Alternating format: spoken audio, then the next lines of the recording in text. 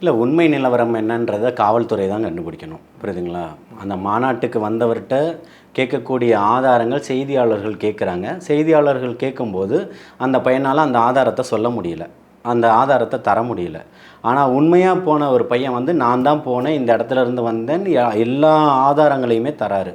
அப்போ நான் போனதுக்கு எனக்கு என்ன, இப்போ நான் ஒரு ஆர்வத்தில் போனேன், அன்பில் போனேன், என்னை இது பண்ணாங்க, நான் அதை வந்து பெருசாக பொருட்படுத்தலை, என்னுடைய அம்மாவும் பொருட்படுத்தலை, என்னுடைய மகன் தான் போனது விழுந்தது எல்லாத்தையுமே சொல்கிறாங்க. அதை நாங்கள் பொருட்படுத்தலை.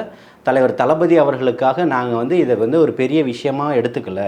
என் மகன் போனது தப்பு தான்றதையும் அவங்க சொல்கிறாங்க. அதாவது உங்களுக்கு ஒரு ஒரு ஒரு கட்டமைப்பு கொடுத்து, ஒரு அரண் கொடுத்து, நீங்கள் ஒரு இடத்துல தான் இருக்கணுன்றது ஒன்று இருக்குது. புரியுதுங்களா?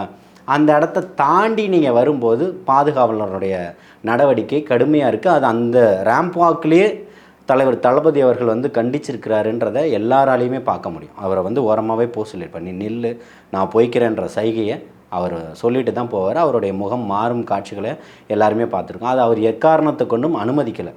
மாநாடு நிகழ்வு முடிஞ்ச உடனே அந்த பவுன்சரை கூப்பிட்டு கடுமையாக கண்டிச்சிருக்கிறார். அண்ணன் பொதுச் செயலாளர் அவர்களும் கண்டிச்சிருக்கிறார். இதுதான் நிதர்சனமான இன்றைக்கி உண்மையாக இருக்குது.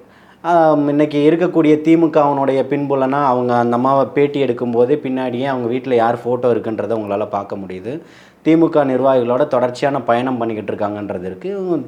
போலியான ஒரு கட்டமைப்பை உருவாக்குறாங்களே தவிர்த்து மற்றபடி இதில் உண்மைத்தன்மை ஒன்றும் இல்லை. இந்த விஷயத்தெல்லாம் வச்சு விஜய் வந்து தாக்கணும், இல்லை விஜய் பற்றி பேசணும் அப்படிங்கிற அவசியம் திமுகவுக்கு இருக்கா? இல்லை, ஏதாவது ஒரு விஷயத்தை வந்து கிரிட்டிசைஸ் பண்ணணும் அப்படின்றது மட்டும்தான் திமுகவனுடைய ஒரு வேலையாக இருக்குது. இன்றைக்கி வந்து நீங்கள் வந்து இங்கே ஒரு பிரச்சனை ஒன்று நடந்துருச்சு அப்படின்னு சொன்னால் இங்கே இருக்கக்கூடிய காவல் நிலையத்துக்கு போய் நீங்கள் ஒரு கம்ப்ளைண்ட்டுக்கு எஃப்ஐஆர் போட்டுருங்க பார்ப்போம்.